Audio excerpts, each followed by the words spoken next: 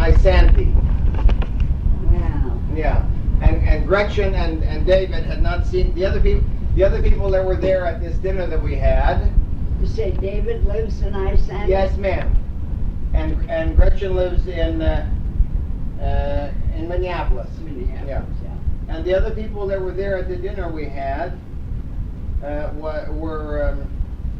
Was this at Carolyn's? No, it was at a restaurant called Bad Jack's in Brooklyn Park. And so we all sang happy. My mother wrote a birthday song back in the 50s in Swedish, and I translated that and sang it for Gretchen there at the place. Oh, nice. And they knew of a woman by the name of Anna Korn, who was also close relation of mine and distant relation of theirs. Anna Korn in Chicago. Have you ever heard that name? No. And in any case, the other people were there was Carolyn Paulson, yeah, and then it was Idell was there. Oh, was she? Yes, ma'am. And her brother Paul was there also, with his wife. If I'm saying the right thing now, let me not get you too confused. Here, let me look up Idell. Brother Paul. Let me see now. I may be wrong here. Just a second. I don't have them all by heart yet. Here we got them, and here we got them, and here we got what's going on. This is we put this back in the wrong place. Idell Fredine. Here's Ethel, and here's Idell Fredine. Moritz is her last name now. She lives in Granby, Minnesota. And she lives out in South Dakota. Yes, and she had driven down from South Dakota. She's moved up to South Dakota, and she had driven all the way down for that. And then there was her brother Glenn was there. That's what I meant. Her brother Glenn Fredine. Yeah. Yeah, he was there with his wife. Yeah, he's a great kid. Yeah, and Sonia was there. Oh, was she? With her husband, her second husband, Al. Yeah. Yeah, and so that was very nice to meet her, and we took some nice pictures of them with my mother's Swedish costume that I brought, so that they tried it on a little bit, and the little cap and things. Took some nice pictures there of the whole group, and also Glenn Ogren was there. He had come also in from where he lives, the east of Minnesota, and Glenn is Axel Ogren's son. Oh. Yeah. Oh, yes. Yeah. Axel was a nephew of August. Was nephew of August Ogren. August was one of the older brothers, and the youngest brother was Frederick, and he never came to the States, but his son Axel came over. Yeah. Yeah. So Glenn had sent me a picture. You might not have seen this before. Glenn had sent me this picture of him and Axel and Glenn's son Mark and the little grandson, 4 generations, Mitchell Ogren there. Oh my. Yeah, isn't that nice? Yeah, but he looked so shriveled. Well, he died about 4 months after the picture was taken. Is that right? Yeah, and he was 90-something, you know. He's a nice man. Everybody said that, yeah. What a nice man he was. Very nice man. And he came over here then I think he died in church. Did he? I think he died in church. Oh my goodness. And you know, that was his interest in life. Yes. Let me just tell the tape recorder what we're doing. I'm here with Phileda Nelson in her lovely home in Norton, Kansas, and we're talking about the Ogrens and the Westbergs. Now, August Ogren. No. That was my grandpa. Yeah. My step-grandpa. Yeah. And but you see, I had him from the time I was 7 years old. Yeah. So it's the only grandpa I really you ever remember knew. very much. Yeah.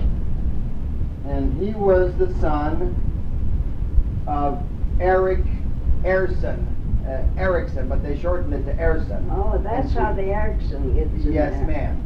And his original name, August's original name, was Erickson. And all of the 4 brothers and the sister adopted the name of Ogren in Swedish, which is with the A with a little circle over it. Yeah. And then the ones in the family that came here changed it to an O. And you remember when I called you the first time, I had trouble because I thought it was Agren, you see, that they had taken a little circle off. So I was looking all over America to try to find someone by that name, and I found a Glenn Agren, but it was the wrong person. Then when I found out that it was an O instead, it was much easier to find them. Because many of them don't have secret phone numbers and stuff like that, so it wasn't that hard to get their phone number. And then, but anyway, your grandfather August, he had an older brother, Eric Ogren, and in that family were also adopted children, like in your case, but they all stayed in Sweden. And then there are people over there called Berglund. Have you ever heard the name Berglund? Any cousins there that? No. Well, there were people over in Sweden. The name of Berglund. Very nice people that I've been in touch with. And then the second son was Carl Ogren of your grandfather's. Let's say your grandfather, because I mean it's like your grandfather. And he didn't have any children. And then there was a Johan, who didn't have any children. Then there was Gustav Ogren, and he has descendants and adopted descendants that live out in California, way out in the desert there. And they've moved there kind of recently, like within the last 30 years or so. And then there was a sister, Matilda Ogren, and she married Carl Anderson Westberg. And that's where the Westbergs come in. So August had a sister, Matilda, and she married Westberg. Oh. See? That's where they come in. And the people in Minneapolis didn't know that either. They just knew that they were related, but they didn't know exactly how. Well then, Axel Mm-hmm. and what was the brother? Carl Axel and Carl Westberg. were sons of Matilda. Matilda and Carl Anderson Westberg. And there were 9 more children. And Are they all in Sweden? And only the oldest 2 brothers came here to Chicago. And the youngest of those brothers' name was Eric Westberg, as they say in Swedish. And his son is still living. He's 82 years old, and he's a preacher. Very nice man. And he regrets that he's never been to the States, but he's traveled all over the world and done missionary work, and very, very nice man. And his name is Gunnar Westberg. And I've been in touch with him quite a bit, and he's told me what he knew a little bit about the American family and stuff like that, but not much. So it's time for us to have a big Westberg Ogren reunion with all these people maybe in a couple of years someplace.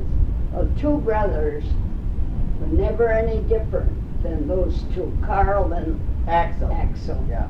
They're absolutely different people. Mm-hmm. And so Ann Thornton, she descends from Axel. And Westberg Thornton, she was there at the dinner that we had. And her sister Barbara Johnson lives outside of Cincinnati. Barbara Retzlaff Johnson. She's been married twice. No, she is a daughter of... She's a granddaughter of Axel Westberg. A granddaughter? She's a daughter of Henry. Oh, Henry. Henry Westberg. And Henry Westberg's oldest, Harold, lives in Tucson. Oh. And we're going to see him when we get there. And he's in the same line of work as his father was, police work. And his son is a policeman. He's a retired Chicago police officer. And his son is a policeman on the Tucson police force. And as you may remember, Henry was a parole officer in Chicago. Henry Westberg. Oh, he was? Yeah. So it's 3 generations of police work. But his father was in floor... Axel. Axel was Floor in covering? Floor covering. Oh, was he? All right. Well, we used to Because have... when the Depression hit, he had something like 20 people working for him in Yeah. the bank. Yeah. went and Oh, no. Axel had a lot of people working for him. Yeah. He called my dad and said, nothing to, Things are fouled up, huh? nothing to do with it. Uh-oh. It was a very sad time. Yeah. And then, as you know, Henry was married then first to Lillian Johnson and had Harold. And then he remarried because Lillian died. And then he had 3 daughters and another son. And one of those daughters is Anne Thornton. And she came to this thing that we had in Minneapolis then. So it was nice to meet her. And we had then, Emil and I had a good time with her sister, Barbara, in Cincinnati. We had some good laughs with her. She had a great sense of humor and a lot of personality, Barbara Johnson. So then, and the Westbergs in Sweden, I've tried to get a list of all of them. It's not quite complete, but there's a lot of them. Westbergs in Sweden still. If Dad had lived longer, we would have had more contact with these people. Yes. But he died so young Yes. that it broke off a lot of this contact. A lot of the contact. And now, so then the next one in line then after Matilda, who married Westberg, was August. Oh, that's very interesting Yeah. to me because I didn't know that Yes. at all. And then, if we want to go past him for a second, August's little brother, who was next in line, was Frederick Eriksson Ogren, who stayed in Sweden, and his son was Axel Ogren, who came here. And that's the whole bunch of them. There were 7 siblings in the family, 6 sons and 1 daughter. And the sons all called themselves Ogren over there, or Ogren here, and the daughter married Westberg. So now you all know how that all fits together. That is so interesting. So now how, what do you remember about August? You remember him? Remember about August? You remember August? Was he, I don't know, was he, have you and he lived during the same time then, or? Well, we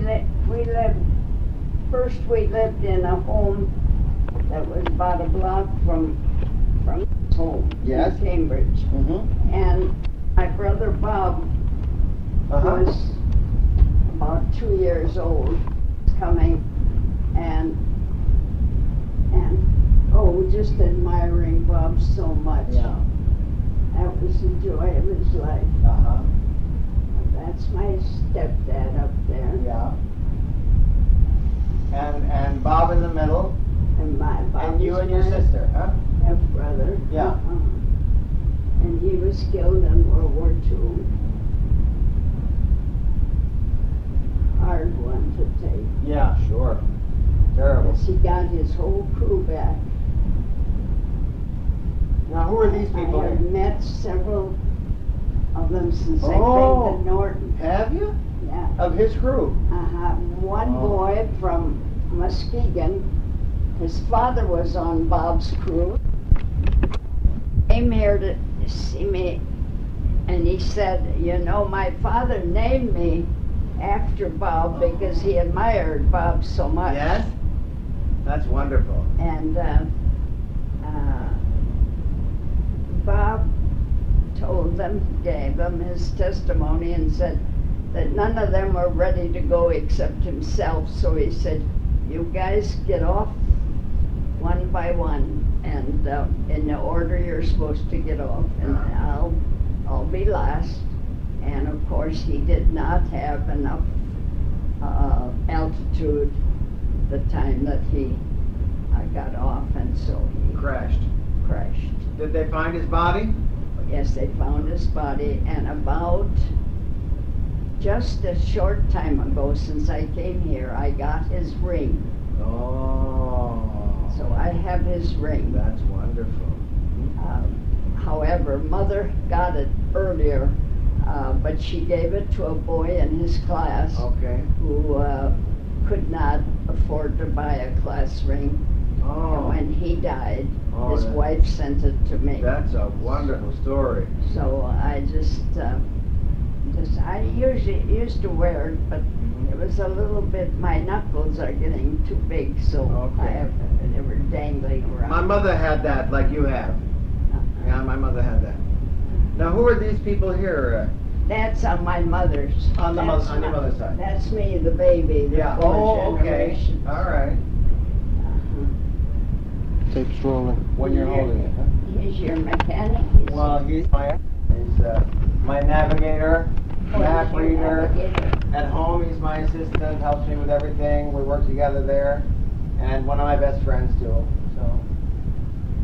You know, I said there are, I think, 8 people that I've had telephone conversations with that were related or had contact with Bob since I came here. Yes.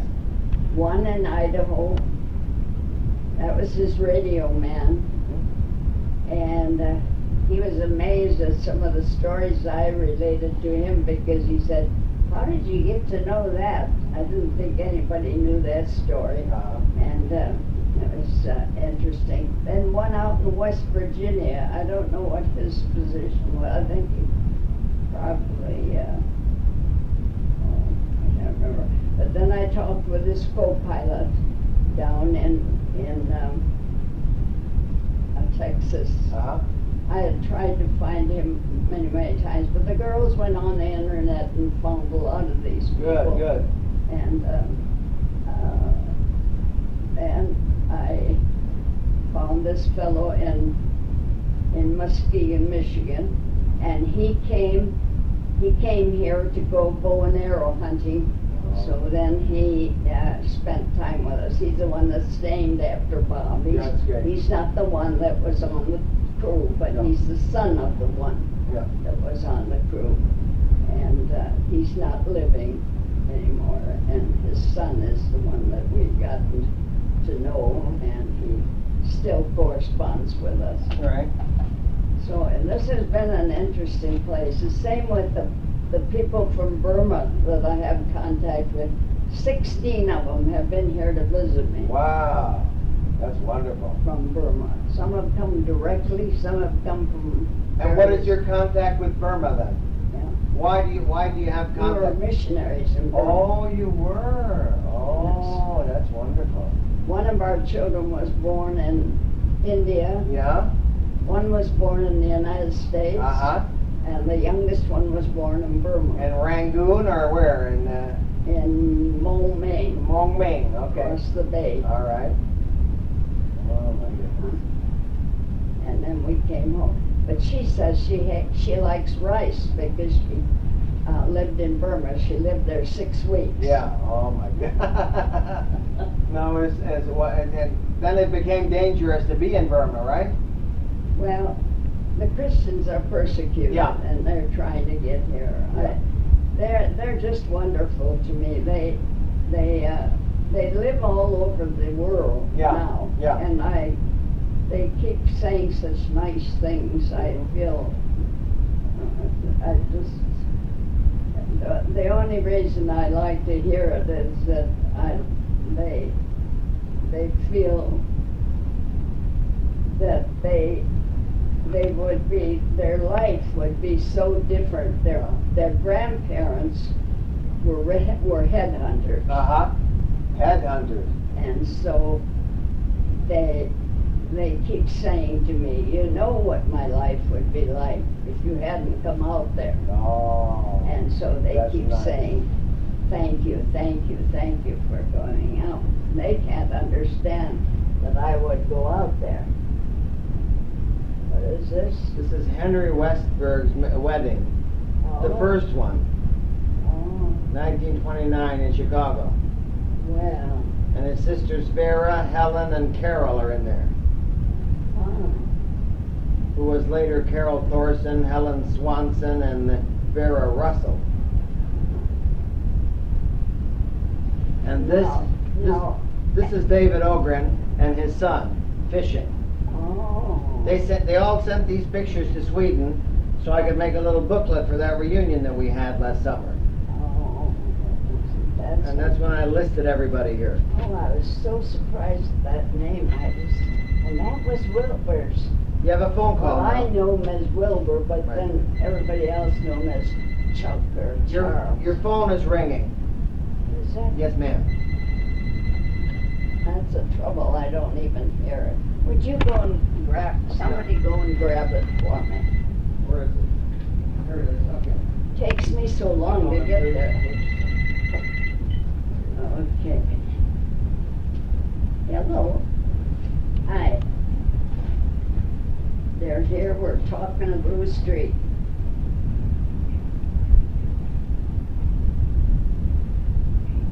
Yeah, but I don't think they're going to stay overnight. I'm awfully sorry about that, but they think they want to go on to Wyoming.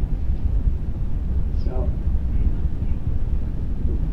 well, apparently not. Well, it's not definite, but yeah. Well, don't you think you'll be coming over? Yeah, okay. Bye-bye. Ask Karen up in Minnesota. We just leave it off the hook. So here Well, I'd now. like to meet that David Ogren sometime. Yeah, he's the head of the family. Very nice man. Uh-huh. And since he's the oldest grandson, see, he's not only the head of the Ogren branch, he's the head of the entire family of 1,000 people. And he just found that out from me, and he seems to be enjoying it. He seems to like the fact. So he brought a picture of his son, and he gave one to Gretchen, his sister, for her birthday when we had the meeting. And then I was Well, isn't he in contact with Gretchen? well, they're brother and sister, yeah. Yeah. Yeah, he's her little brother. So he seems to enjoy the fact that he's. And here's Mel Ogren out in California. Oh, yeah. Yeah. Well, I see him once in a while. Good. We're going to see him now. We're going to drive out there and see him. And he's been very nice, and he's joined the family society and stuff that we've put together, and so it's been very nice talking to him. His wife is Catherine Ogren. Catherine, That's my right. sister's name. Oh yeah, that's nice. So I put that little booklet together for this Well, reunion that we had last You summer. don't have a picture of Roger Stick, do you? No, I do not. But Carolyn showed me pictures of him, and he looked he looked pleasant in the pictures, but he wasn't pleasant when I called him. Oh, I don't know what's the matter Well, with she him. told me that he's like that to everybody, so I shouldn't take it personally. And he's just, I guess, some people get ornery, and maybe it's his heart, who knows? Some people get very temperamental when they have health problems and stuff, so I don't know. Well, I was in training, so I had him in kindergarten. Yes, was he difficult then too? No, He's see? a very bright boy. Yeah, well, something must have happened. Very bright. Yeah, something must have happened, but anyway. So, but anyway, let's go back to August Ogren coming to Chicago. And he had a battle with the Swedish church. Because, you remember? He didn't want to get married in the Swedish church. Your Oh. grandfather. Did you know that? No. Oh, yeah. And so he was ostracized by the Swedish church and the people that belonged to it. And so that's one of the reasons why he came over here the first time. And he worked for the Pullman, he was a cabinet maker, as you know, right? Tell me what you've heard about all that. It'd be fun to hear. No, I haven't never heard anything of that. Mm-hmm. The reason I hesitate to say much about him is that Amy sort of indicated that his disposition was not to be. They indicated that also. He was a difficult man, yeah. Now, I never got that feeling as a kid at all. He was never that way toward us kids. No. So that's right. And another thing she said was that she said, "Oh, that my dad had such a temper," and I wanted to just make a difference with her. Yes. I said, "Amy, I don't think so." Well, she said, "Your mother has a lot to do with Walter changing. Oh? And she said, he teased her a lot. Mm-hmm. He teased her a lot. They were the two youngest. Uh-huh. And he teased her. The story in Sweden is that he would tease her. He would pour hot water on her cat, things like that. Oh, yeah? It just tormented. Of Amy course. had such a sensitive heart. Yes. It would just torment her terribly. And She said your father did that or your grandfather My did that? father. Your father, okay. see, and so she always said to me, he had terrible temper. I said, no, I never saw him that way. He and I had a very, very close relationship. Yeah. I loved him dearly. Mm-hmm. Mother would oftentimes go to bed, and Dad and I would sit and talk into the night. Yeah. I was on the debate team in high school. All right. He loved to sit and talk about it with me. Okay. And I just gloried in it. You got good practice then, huh? I just loved it. Now, when did you see Jeanette Westberg last? Who? Have you ever met Jeanette Westberg? Oh, sure. Westy's wife. Westy. How long ago was it you saw her last? Because she sent her very best greetings to you. And Oh, yeah. I've known them for years. She was very pleased that we were going to come down and see you for a while here. Oh, that was nice. And she had us for a lovely lunch there where she's in the place that she's in remember the name of it, Emil? In Schaumburg, Illinois. Schaumburg. She in a residence like this? Yeah? But she's very well, is she? No. Oh, she is? No. And she said that today I'm pretending that I'm wonderful, she said. And she pretended all day. And we were even a little worried about her because she pretended so much and she was skipping around there like a mischievous 8-year-old girl for a while, you know. So she was in a good mood that day, yeah. But she's got all kinds of issues. Yeah, she's got leukemia and she's got something else too. So yeah. But she certainly was in a good mood that day because we were very impressed with her. Well, I have this is my problem. The doctor cut the peroneal nerve under the knee here. Uh-huh. I don't walk. Okay. I haven't walked for 22 years. 22 years. Yeah.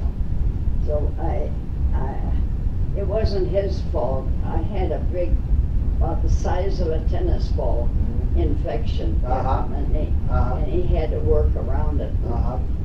Inadvertently cut that. But it's the bane of my life. Yes. It's just awful. I mean, You would never know I get the it. weirdest pains in this I can leg. imagine. I'm still under the pain clinic in St. Paul, and when my doctor is disturbed about what to do for me, she calls Dr. Hess in St. Paul, and they decide what to do. But you'd never know it when I met you on the phone. You'd never know any of that, that's for sure. It was so nice to talk to you. Yeah. They help me so much in the pain clinic. Pain is one of the biggest, that and cancer are the two big issues in medicine here in the United States. Now, what is the story of your name, Phileda? Will you tell me again? My father was Philip. Yeah. And mother was Ida. That's right. Phileda. Oh, that's wonderful. Okay. My aunt said there was a poem written by Shakespeare, Phileda and Gordon. All right. Phyllida. Okay. And so she said to my folks, that's a combination. Wouldn't it? Yeah. Phil and Ida. Great. I was named Phileda. That's wonderful. And they used the Swedish pronunciation Ida at the end. Yeah, right. With an I there, yeah, Phileda, right? So I don't like when people call me Phileda. Phileda, no. We got Phileda. Well, I got it down right. But anyway, now Ethel, August Ogren's daughter, Ethel, who married England. You want to tell me anything about her? Your grandmother's sister? Oh, lots. Yeah. She was the Your queen aunt, of the family. your Aunt Ethel, huh? Huh? She was the queen of the family. Yeah. All right. He did what Ethel said. Okay. So she made the rules, huh? She was a nice lady, Was but she was, Aware of her position? I think so. Uh-huh. Well, David Ogren is aware of his position in a nice way. I think Ethel He made was the too. homework. Yeah, good. But I mean, That's good. I think sometimes she thought Walter was not what he should be. Okay. And then, how about her children there? Lillian and Ed and Elsie and, huh? Any comments on that? Well, Your cousins there? Elsie lived with us when she was in high school Mhm. in Cambridge. Yeah? And Lillian stayed to help mother when Bob was born. Mm-hmm. So, family. Mm-hmm. Ruby, I kept contact with her till quite, Yeah, right till the end. She only passed away 2 years ago, yeah. Yeah. And here she was more or less crippled all her life, Mm-hmm. and she lived I didn't know that. longer than Oh. the rest of us. What was, did she have polio or what was, I really, no, there was a deformity of some okay. kind. Mm-hmm. And it was a type of deformity I guess you don't talk about. All right. And Okay. so we were never told the No. details. Right. But the main thing is that she lived a long life and was very well loved, I understand. Loved very much. Yes. That's nice. Very nice person. Mm-hmm. And Olga and Verna? Olga lived with my folks for periods of time. Mm-hmm. She was with my mother. My mother had just had surgery at the time Dad died. Uh-huh. He had helped her get ready for bed that night. She'd just come home from the hospital. Mm-hmm. And she went downstairs and well, she had another lady with her too in the daytime because Olga was working. Yeah. And he never came up and finally this lady went down and he was lying No. on the floor and he'd just gone up. The doctor said he'd just gone up like a light. My mother had open heart surgery 3 times. Is that right? Well, they had very weak hearts, all of them. Yeah. And the last time, my father and she in Sweden went out to this convalescent home, and they hated it, so they decided that she should convalesce at home in their apartment. And my father was going to take care of her. But instead of taking care of her, he had a massive stroke and died. I was thinking it was kind of the same story, while she was still had the stitches in there. And she tried to get him into his bedroom, and it managed to get him into his bedroom, so we were lucky we didn't find the both of them dead there, but she survived it by 3 years anyway. So. But that was kind of a similar story. Yeah. She just had her operation and then he died, Yeah. Amazing. Well, the Ogrens, I think most of them had poor hearts. Yeah, there's a lot of that problem. Now how about Verna? Verna had a cancer behind the eye. Oh yes? A tumor. Tumor was, Uh-huh. yeah, it was a cancerous one. And she and I were close in age. Yeah. And we were very good friends. Good. Now, your Uncle Gust, did you ever know him? He didn't live very long. No, he did. He lived a long. No, he didn't live. He didn't live very long. He didn't live. He didn't live very long. No. I was. You were only about 29, 30 when he died, I guess. Yeah. He was. He was very kind to me. He loaned me $60 so that I could start teachers college, and I was able to pay him back. My first year teaching, I was paid $50 a month, and I was able to pay him back $60. That's wonderful. David will love that story.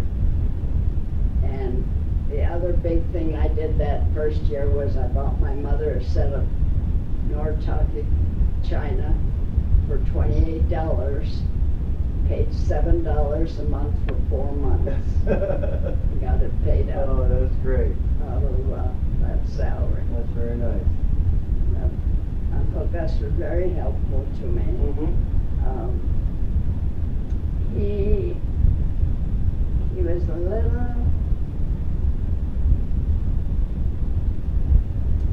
little hard on my dad. Uh-huh. It seems like most of them were, huh? He was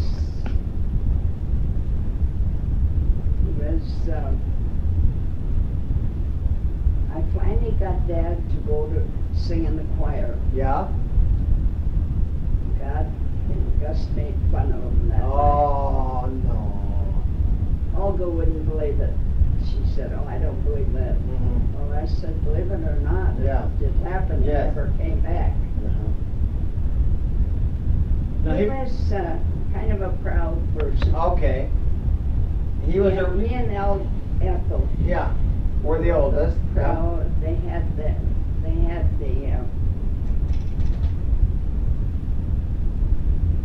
You're careful how you put things in here, aren't Of course, yeah, oh, absolutely. I never offend anybody.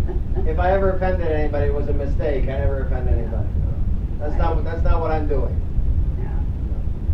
Because I'm just giving you an impression that I have. Sure. I love them all. They were all good to me. Yes. And as far as feeling that I didn't belong, there was no such a feeling. No, they speak very highly. They all love you very much. They speak very highly of you, all of them. Yeah, They really do. They just. Remember, email how pleased they were that we were going to come here and visit Phileda?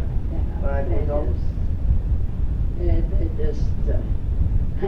Carolyn, of course, is kind of an in between the generations. Yes. She used to introduce me as her aunt. Okay. And of course, I'm her cousin. Right. But that was understandable because I was not like a cousin to her. I remember when she was born and I was grown up, and she has a very nice husband. I helped get him his first job. I was teaching in Waukegan, Illinois. Okay. And got him into the system next to Waukegan. And he's a great, nice man. They have a very beautiful home up there in Cambridge now. Isn't that nice? Beautiful, yeah. Just the way they wanted it. Yeah. And across the street we got the old barn still there, and he doesn't want to tear it down because one of his uncles helped build it, and the uncle's over 90, so he doesn't want to tear it down while the uncle is living, you know. Now, his sister was my roommate in Teachers College. Oh, all right. And I knew that farm pretty well. Yeah. Yeah. And then, now I don't know if you knew, but Gust's original name was August after his father. Who? Gust, your Uncle Gust. Oh, what's that? The original name in the Swedish books is August Charles. August Carl, and then they called him Gust Charles here in the States. And your Aunt Amy, her original name was Annie in the church books over there. Oh. And when she came here, she changed it to Amy, and Carolyn didn't know that. Oh. So Carolyn thought it was very interesting to find out that her mother originally was Annie. And I guess maybe they found Amy more American, I don't know, but she decided that she was going to be Amy. Was she a little headstrong? Who? Amy. No? She was a mild and pleasant person? Very mild, Oh, very gentle. Okay. Oh. Because she wrote a wonderful story that Carolyn gave me a copy of from her childhood. Do you have Axel Westbrook's story? Yes, I've got Axel Wexler's story, and I've got Amy's story, Amy State's story, and I'm going to be seeing Axel's grandson minute. I remember seeing Carl Westberg's grandson, Tim Carl out there. He lives also near Denver. Westy's son? Yes, Oh. Westy's two sons. One of them was there also. I forgot to mention to you. Paul was there also with Jeanette that day. So we met him, and then we're going to see the other son out near Denver, in Colorado Springs he lives. So that'll be nice. Looking forward to that a lot.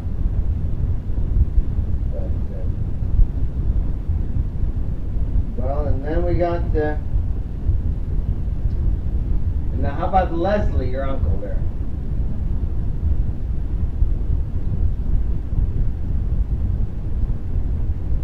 Leslie and Geneva. Leslie was Stern, okay. And you know, I talked to Ray. Ray was the first one I found of the Ogrens when I was searching around, and he's the one that told me to call you. And then he died only about a month later. And his second wife, she wrote me a very nice letter in Sweden about how pleased he was about the phone calls, and it was very considerate of her to write to me about that. I thought I really appreciated that. Yeah. He seemed to be a very nice man, Ray. Yeah, very nice. Yeah, yeah. And he didn't inherit any of the Sort of the head of the family. Yeah. And he didn't inherit any of the sternness from his father, huh? Did you meet Donald? No. I didn't. I didn't meet Donald, and Was he at the gathering at No. Carolyn? no, it wasn't. The gathering was in Minneapolis, you know, in Brooklyn Park there. Now, why didn't I meet Donald? I wonder. Let me find him here. Donald is. Oh yeah, Donald was Ray's brother. Yeah. No, he wasn't there. Well, he lives in. He lives in.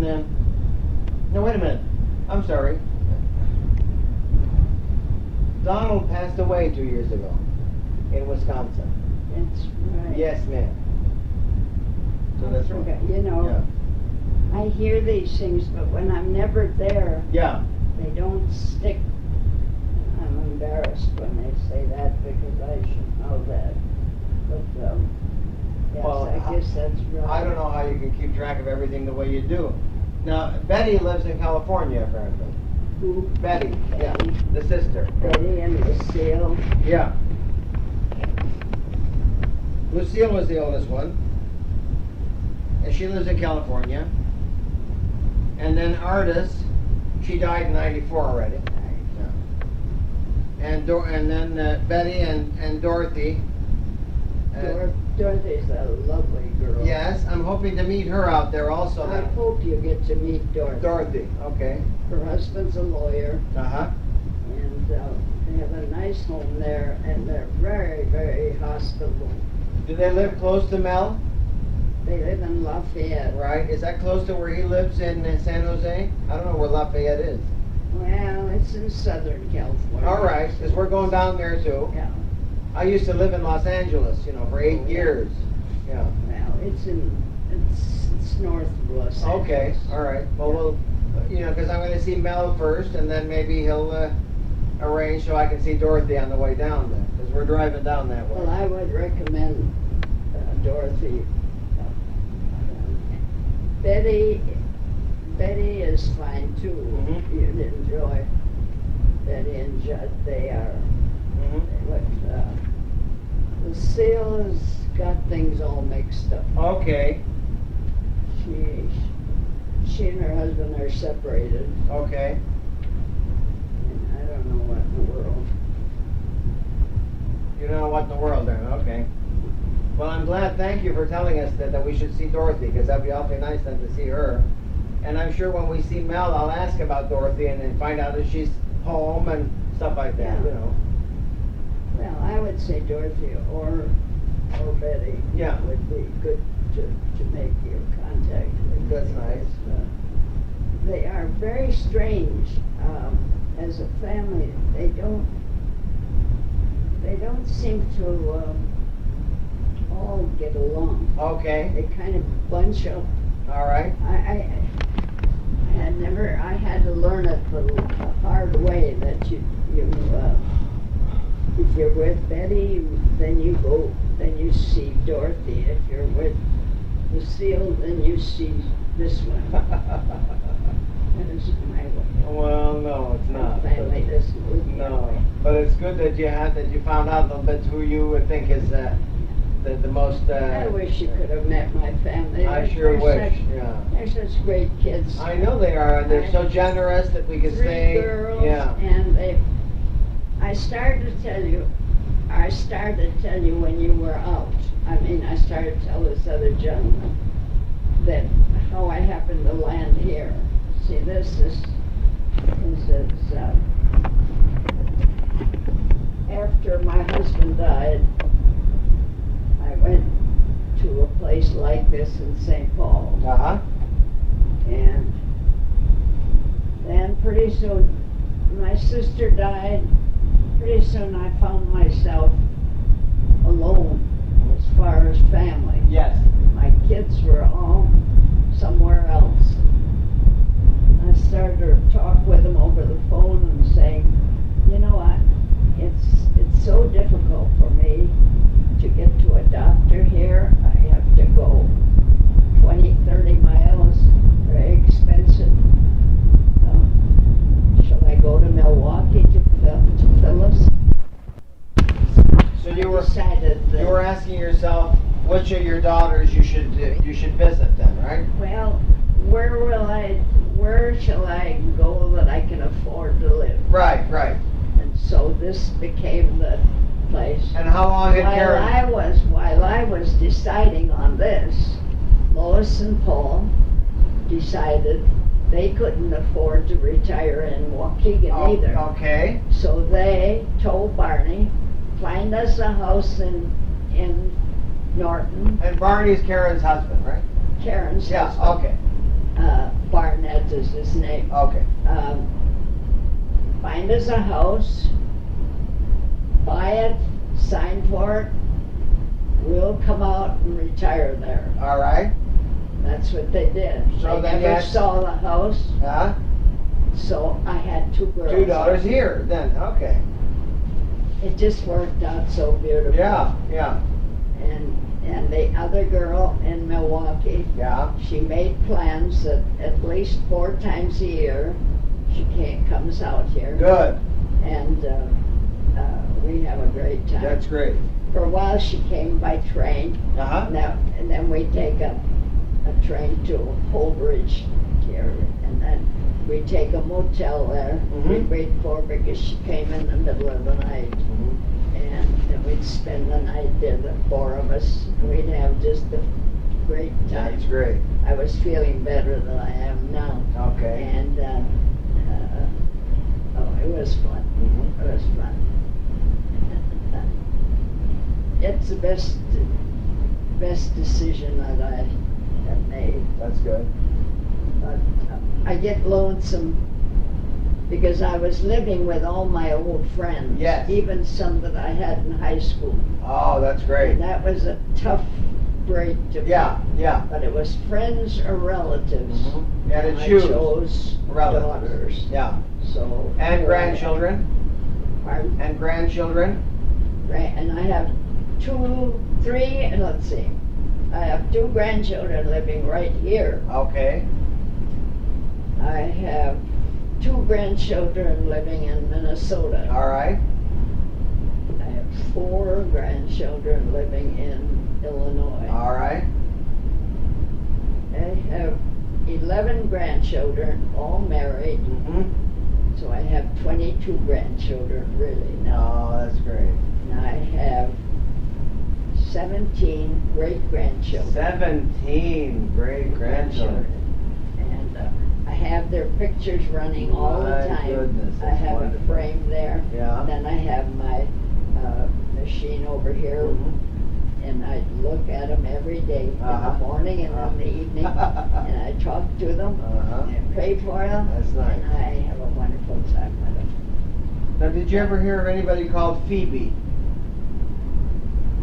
over in Sweden. I think I've heard my dad. Mm-hmm. Yes. Phoebe was Axel Ogren's sister Yes. over in Sweden. And I found her daughter now, so I'm in touch with her. She lives in Arvika in western Sweden. And then, so that was really nice to be able to tell Glenn also, because they're first cousins, you know, Glenn and Lena is her name.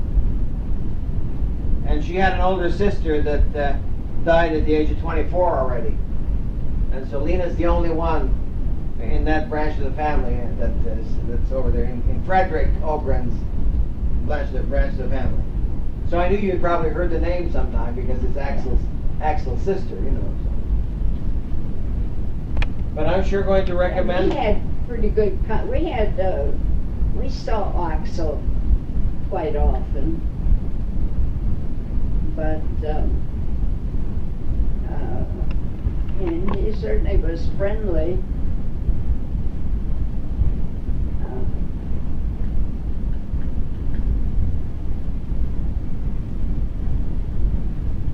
We saw Axel, and what was Axel's daughter's name?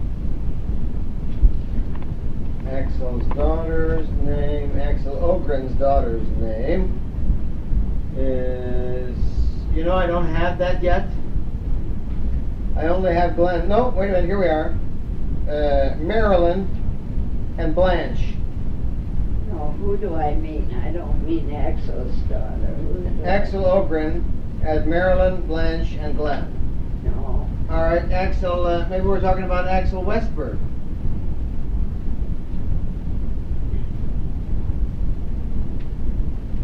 Axel Westberg, Esther and Alice. Alice. There you go. Now, who's Alice? Alice and Esther were Westy's sisters in And Chicago. who was Westy's father? Carl. Yeah. Wait now. Who were you naming before? And we were talking about Axel Ogren before. But now we're back to the Westbergs again, yeah. Yeah, Alice. I don't know when Alice died. She died in 95. She was 83 years old and never married. No. And her sister Esther died in 72 and was 63 years old and never married. Alice sort of took care of Esther. Okay. She was not able to really take care of herself. Mentally a little bit slow. Okay. Well, she was the oldest of them. And what are your... Nice person. Yes. And really useful in the home. I mean, she could do everything in the home perfectly all right. Oh, that's nice. Now, do you remember meeting Westy's father ever, Carl, in Chicago? Sure. All right. Want to tell me about him? And Marie. Marie, right. What were they like? Marie married a man out here in Smith Center, in Kansas. Oh. So After Carl's death? after Carl died, Oh. so she lived out here in Kansas. Oh, right. And what was Carl like? Huh? What was Carl like? Oh, yes, just a nice guy. Nice guy, huh? And then, would you recognize him if you saw him? Sure. This picture isn't that great, Phileda, but because it's so small. But I don't know if you can take a close look at that and see if you recognize anybody of the Westbergs or the Ogrens in there. This one. Mm-hmm.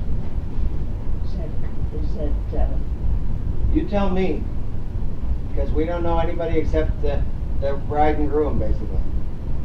yeah. That's one of them, but I can't tell you for sure which one it is. Uh-huh.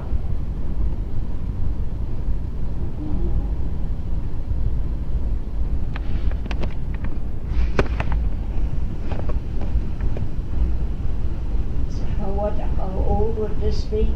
This was in 1929. 1929. Right. So you were only like 12 years old when Henry got married.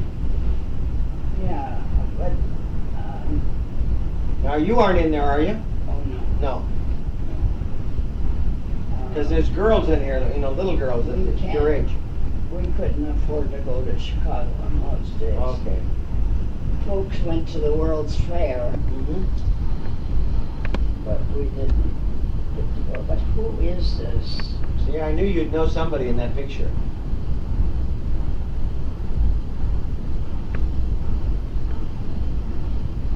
Can we have a brother? No, a little brother, but he, you know, not. Let me make sure now. Let me make sure what I'm saying, because I don't want to say anything wrong. I'll check it over here, because I got a list over here too.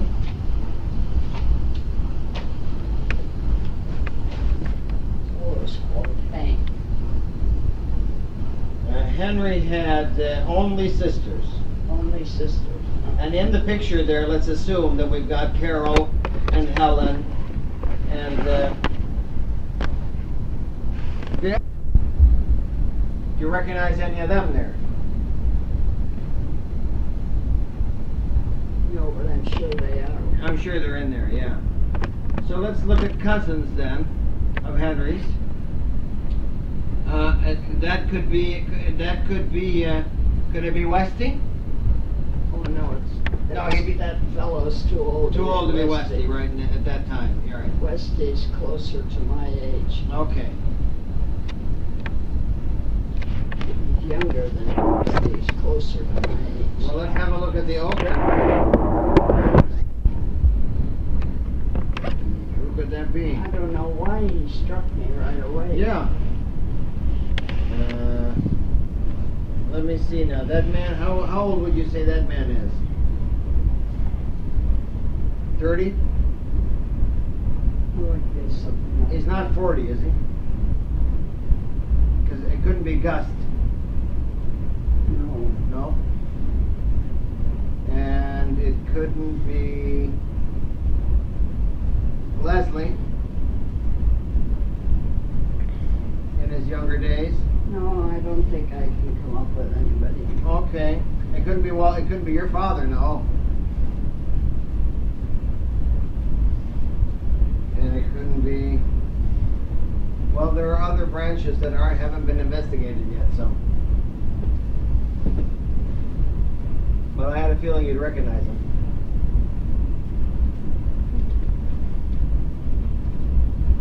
When I get back to Stockholm, I'll blow it up and send it to you. Is that my phone? Yes, ma'am. Hello. Yeah. Yes.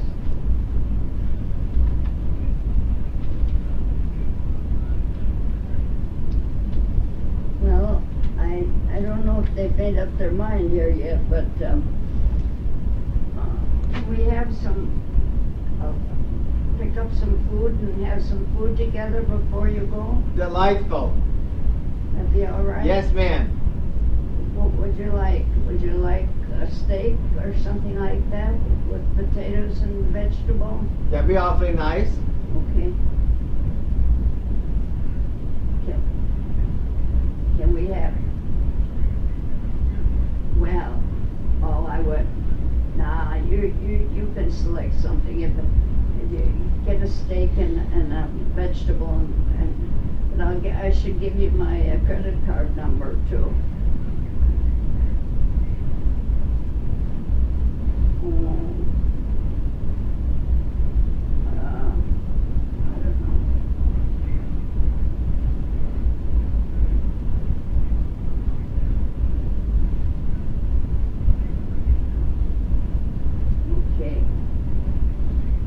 Okay, you do that. Okay, bye-bye. He'll call us when he gets there. Okay. I think we'll have to do it lap style. I had asked for the little dining room for night tonight, but seeing as you guys want to get going, I'm not going to carry through on that. You see, I don't have any dining room. We'll do it lap style. Yeah. Well, I know how beautifully you do it over in Sweden, Oh. but I can't do it that way. Now, when were you over? When I was over? Well, I was over first time in 1975. Mm-hmm. And the second time, oh dear. Well, you don't have to be so exact. Where did you go? Well, the first time was the Baptist World Alliance, Uh-huh. and that was 75. Mm-hmm. In Stockholm or in Gothenburg? In Stockholm. Stockholm, okay. Remember how long you were there? Week. Remember where you stayed? And then we went to the Nelson, all the Nelson sites. Mm-hmm. Mm-hmm. You know, my husband has got quite a history. Okay. F.O. Nelson, Uh-huh. and he is F.O. Nelson. Uh-huh. He is the fourth, well, he is the great-grandson of the F.O. Nelson, the famous F.O. Nelson. Okay. And what are the famous, tell me about the famous F.O. Nelson. He's the one that broke away from the state church. Ah, okay, that's and right. became a Baptist. Yes, ma'am, yeah. Mm-hmm. Right. And was ostracized from Sweden. Just like August, your grandfather, same. Yeah, but he was never ostracized. No. Well, yeah, he got into all kinds of trouble because he broke away from the church, too. Your grandfather, August, yeah. Well, he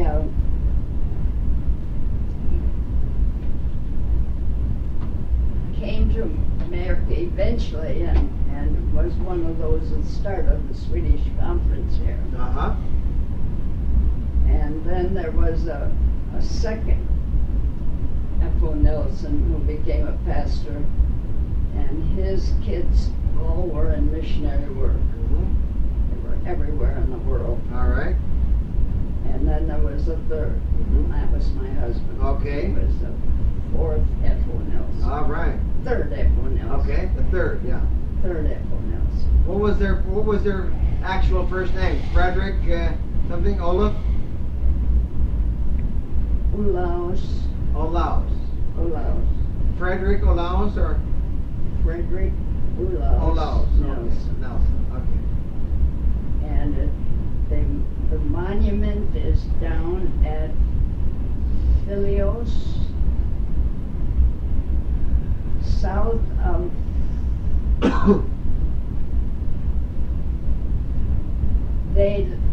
the family lived first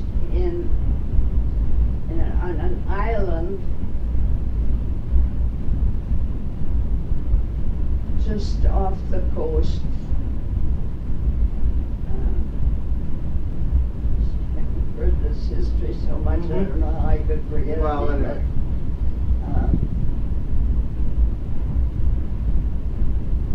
Philios stands out in my mind. I don't Okay. know.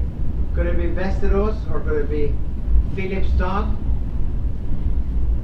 Västerås? Huh? Could it be Västerås or could it be Filipstad? No. No? Grandpa would say he was from Holland. Halland. Okay. See, and this place would be south of it. South of Halland. Yeah, and there's a monument there to F.O. Nelson. Okay. I'm sure I've got gobs of pictures, but for goodness sakes, I don't know. I'm not as organized as you are. All right. And Grandpa sort of resented all the jabber about it. He kind of played it down. Okay. He got tired of it. Well. But, no, they're wonderful people. Mm-hmm.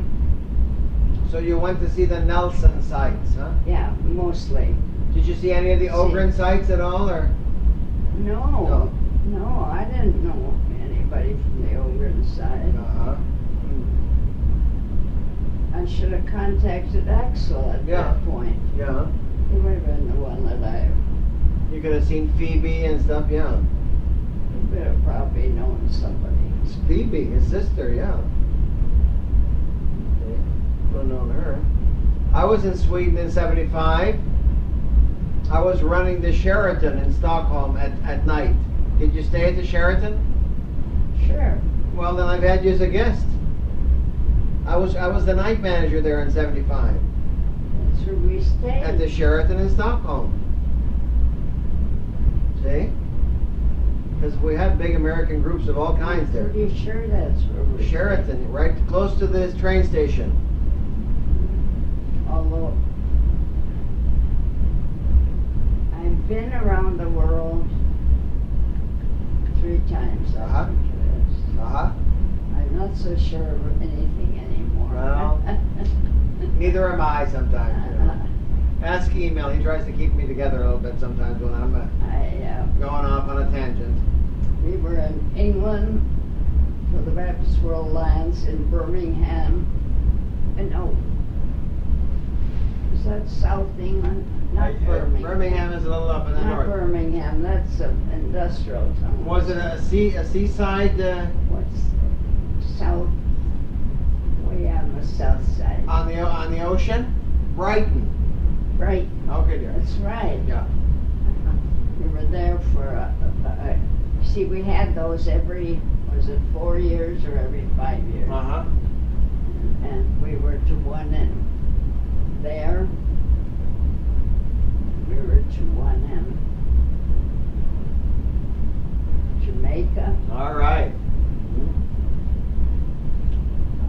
Was that the only conference ever in Jamaica that didn't smoke pot?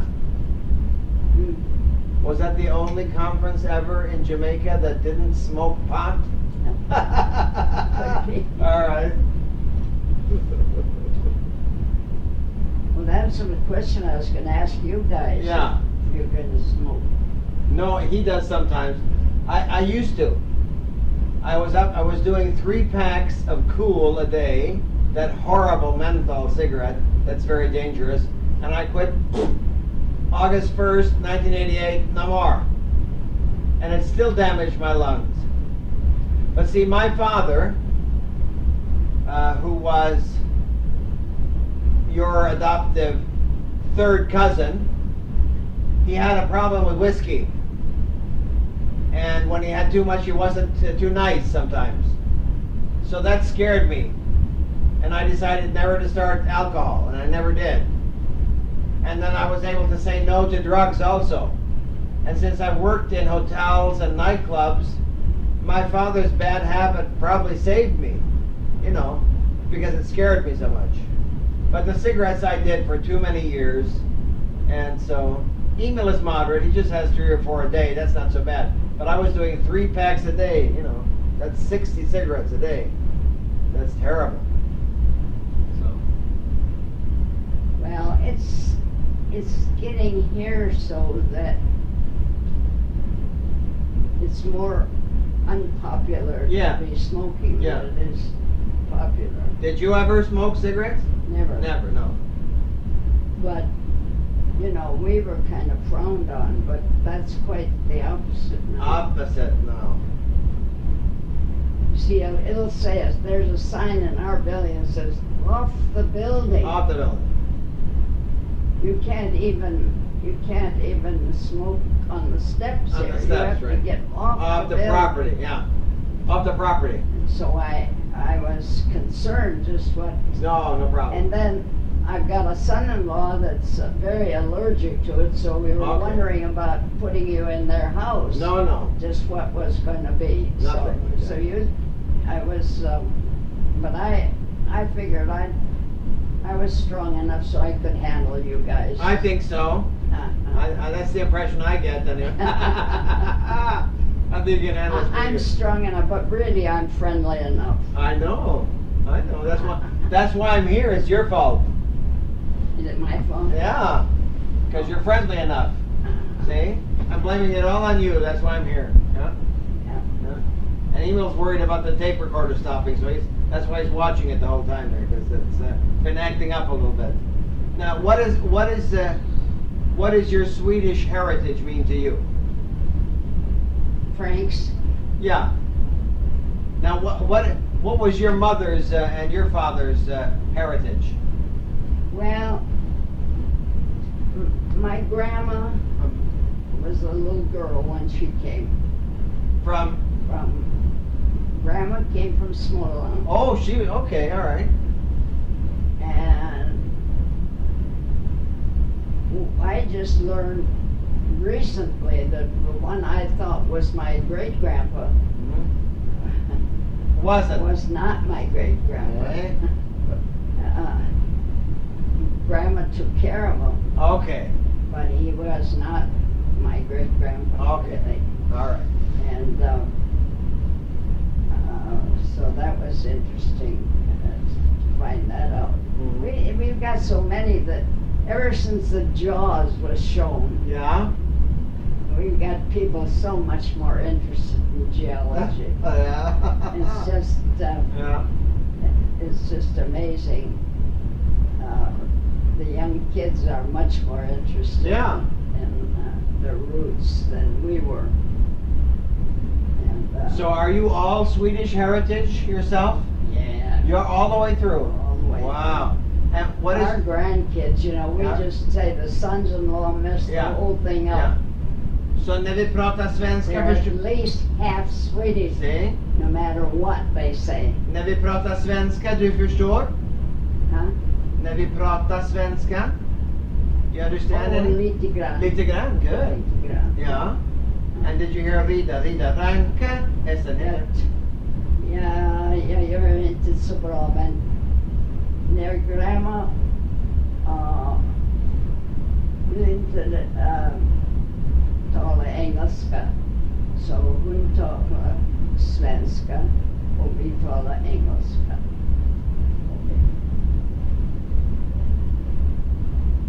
Jag önskar att jag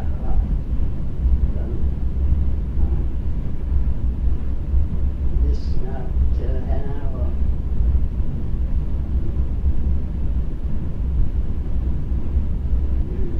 nu ligger jag att sitta och se hur många tänker jag kan Komma ihåg. i svenska. Ja. Jag kan säga hur mår du idag? Ja, bra, tack. Ja. Därför att jag är här hos dig, jag mår bra. I tell him, can I teach one of you say? I'll say, hur mår du idag? And all you say is, bara bra. Bara bra. Bara bra. Or tack bra. And I can't get them to do it. It's just like music to my ears. Uh-huh. Because Grandma always said it. Yeah. And did she sing Rida Ranka? Hästen heter Vanken, hästen heter Rätteså, hästen heter Appelgrå. Bravo. Yeah. That's wonderful. Yeah. And what you just recorded is going to be a very important part of my files for all the... I'm going to make some special CDs with some of these things. And that's wonderful. Now, you know that's a very, very old children's song. Yes. And Blanka was a queen of Sweden and Norway. Are you sitting down? Yeah, so I can tell you this. She was a queen of Sweden and Norway in the 14th century. When Magnus Norway Eriksson. and Sweden were friendly. They were in union under King Magnus Eriksson in the 14th century. Oh. And she was a Belgian princess. And he went all the way down to Belgium to ask for her hand from the Duke of Namur. And she got on a horse and rode all the way up and took a boat over and rode all the way up to Stockholm and married him. Probably side saddle. And the song is about her. Rida Ranka means to ride on my knee. Hästen heter Blanca means the horse's name is Blanche, the queen, right? And it was, and she made this song when her little son, Prince Håkan, was sitting on her knee. Well, then where did the thing come from? Hästen heter Inte så. Okay, and that means Rida Blanca, Hästen heter Blanca. Riding on my knee, the horse's name is Blanche. The horse's name is not so. The horse's name is Apple Gray. Apple what? Gray. Apple Gray. Apple Gray. That's Apple Gray. Yeah? And that's there is a kind of horse that is that kind of yellowish gray that's called Appelgrå. That's an apple gray horse. Oh. That's the whole story on that one. Now how about 7777 sjösjuka sjömän sköljde sina flaskiga fotor i sjön? Have you heard that one before? I can't say it. No, no. You want to give it a try? No. Okay. And then so this one, I have to tell you a real funny story about that one. I interviewed a 96-year-old second cousin of my father's in another family in La Mesa, California, 19 years ago. And her grandmother was my great grandfather's sister. And she had moved from southern Sweden, Skåne in southern Sweden, over to first to Germany and then to Omaha, Nebraska. And this woman, this 96-year-old woman, was the only person living that could tell me some stories about my great-grandfather's sister, who was her grandmother, all right? So and we're just listening when we're on our way here on that machine. We're listening to the interview because I brought it and I'm playing it for Spike because this woman that we're talking about was Spike's great-grandmother. So Spike's aunt, Gladys, 94-year-old, is telling us the stories about her grandmother, and she says, my grandmother used to say something about 777 sailors. It was the only thing she said in Swedish to us kids. And I don't know what that was all about, but she used to say it. So I said, well, and Gladys, was this it? I said, 7777 sjösjuka sjömän sköljde sina flaskiga fotor i sjön, which means 777 seasick sailors washed their dirty shirts in the sea. That's what it means. Okay? And it's because the sound, to practice that. So when I said this to her, I did the whole harangue, and I said, was that it? And she said, no. And I thought, what is this? You know, how could it be something else about her? And then I thought, oh, her grandmother was from way down southern Sweden. So I said, well, was this it? I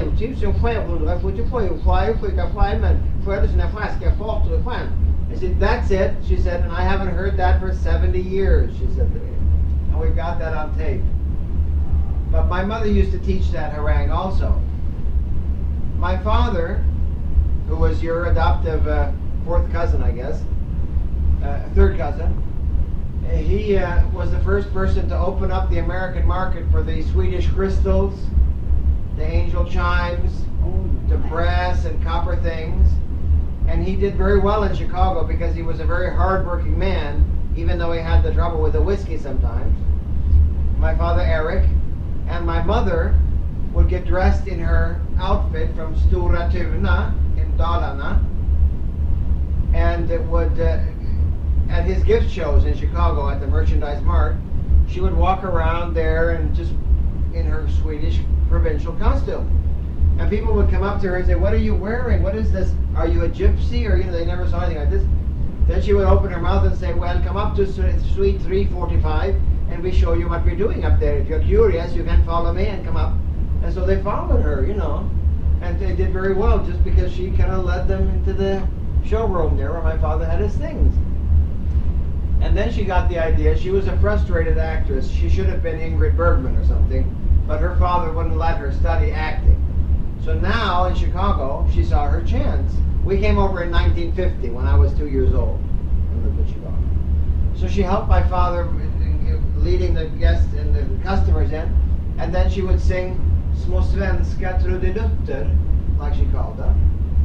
So she would stand there and sing Aspelöv och Lindelövskogen full av nötter, Aspelöv och Lindelövskogen full av nötter, lian, lian, lian, lian, lian, lian, lian, lian, lian, lian. And the Americans in Chicago thought she was from a different planet, you know. They never heard anything like that. So she got to be pretty well known in Chicago. And we even did some television there with her Scandinavian things. And she was the only Swedish American that worked with folk culture that had ever also worked with the Danish Americans and the Norwegian Americans. Because normally they were all at each other's throats, you know. And when my mother started working with them and having them work together, they were like shocked. They couldn't believe that someone would kind of put them together. So she opened a little shop in the town where we lived, west of Chicago, called Batavia. And she had Scandinavia in Batavia was her little gift shop there that she ran. And then she did these productions for the Swedish Jays and stuff like that. So I was on television the first time singing a solo when I was 9 years old. Natten går tunga fjätren går och snuvar, the king songs of Joverlet, the whole Christmas song, you know. And so I grew up in an atmosphere of cultural exchange in that way. And it was very valuable to me. And just like you, my parents spoke Swedish to my brother and me, and we answered them in English. So when I was 13, we moved back to Sweden, because my father changed careers, and he ran VF Goodrich Tires for Scandinavia. He was the boss. So that's when we learned to speak Swedish fluently and to read it and write it. And then I picked up German and French and Spanish also later. So I'm able to speak the 5 languages because I had that base from the beginning with the Germanic language and the English language, which contains a lot of Latin, as you know. I don't have to tell you, being a teacher. And so the Latin of the English helped me learn French and Spanish, and the Swedish helped me learn German. So I'm always grateful to my parents that they took that step and brought us over here for 8 years and then back to Sweden. Then I came back on my own, and I've lived in Florida for almost 4 years and in Los Angeles for 8 years. So I still feel like a Californian, even though I've been back in Sweden now for the last 20 years.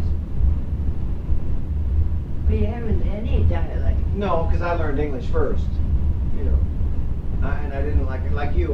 We didn't speak any English, any Swedish at all until we moved back to Sweden. Now, the first time I came on furlough, we came home during World War II, and then Mother and my sister said that I had a British. Oh, a British accent. Yes, because that was all we had in Tidham was a British official. Can you give me a little bit? Associated with Could them. you please, darling, give me a little bit of your British accent now so I can hear it? Yeah? And I taught their children because they couldn't get to school. All right. Because of the war. Uh-oh. But I lost that then. Yes? Afterward. I had difficulty teaching them anything in poetry if I didn't take on their accent. Yeah, of course.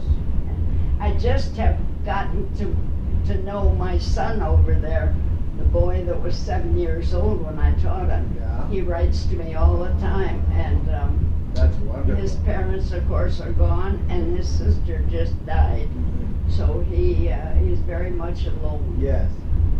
And he's And if you had to speak British again, would you be able to do it?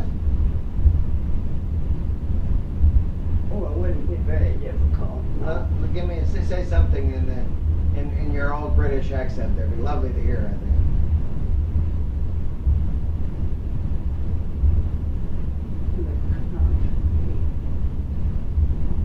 I can't really say much.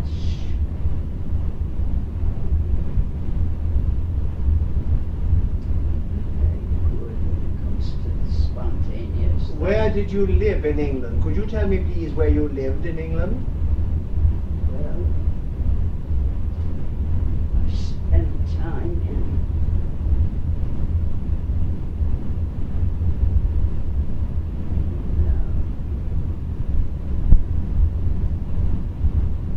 the Lake District. Yeah. Oh, and I'm getting my other dialect. Anyway, it's just fun to experiment with you. Now, what did you teach, Phileda? What did I teach? What did you teach? First grade. Okay, so it was the whole, all the subjects of the first grade. Reading, writing, and a little arithmetic, yes? Yeah. Yeah. Okay, they don't call it that in England, though. Kids. Mathematics. And Desmond was was 7 years old. Uh-huh. He hadn't had any schooling. No. His mother was a teacher, but she didn't dare try teaching her own kids. Okay. And It was probably against the law in England, I think, yeah, right? he's written a book about his father's. His father really did the battle that pushed the Japanese out of the Chin Hills where we live. So he sent me the book. It's very. I tried to reach him when I was in England, and I called 2 Desmond Kellys. Neither one were the right ones. Okay. And I never got to him. But now you're in touch with him. Now I know. Oh, that's wonderful. So we write. How did you we send find him? Emails. How did you find him? He found you or you found him? Gee, how did I find him? He found me. Okay. He found me. You had the good taste to track you down, huh? Okay. I can't remember who it was. Some other missionary family or what, but very, very nice boy. That's wonderful. He's been in college work, I think, but he has some kind of a learning disability, but he's adjusted to it, so he has no problem. He handles it all right. Like dyslexia, you mean, or something like that? Like It's, hard to learn to read and things? Or what do we call it? dyslexia. Huh? Dyslexia? Something like Okay. dyslexia. Yeah. You know, the King of Sweden has that. Yeah. He does. Yes. Oh. Very bad. So he's only like in the last 10 years begun to be able to have a speech. I imagine Desmond probably knows that, otherwise I'll have to tell him All that. right, please do. And he's it gets better with age. So there's something about it that when you get older, you don't care so much anymore, and it becomes easier. So the king now is able to speak spontaneously, very nice, very well. But before, when he first, because you know his grandfather was the king before him, because the father was killed in a plane crash in between there. And so when this king became king, he was only 23 years old, and it was very difficult for him to speak. And he has a very heavy Stockholm accent on his Swedish, so he got teased a lot in the beginning. But now he's doing very well with it, and his daughter is brilliant.